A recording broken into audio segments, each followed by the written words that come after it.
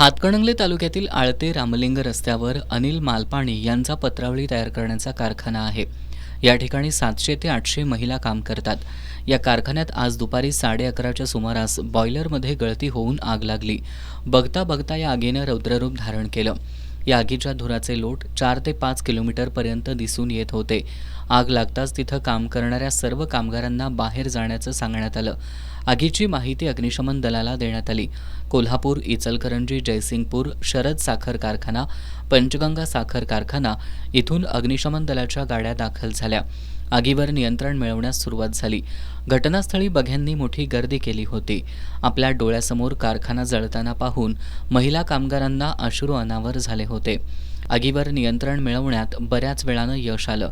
या आगीत संपूर्ण तयार माल, कच्चा माल, मशीनसह कारखाना भस्मसात होऊन कोट्यावधी रुपयांचं नुकसान झालं।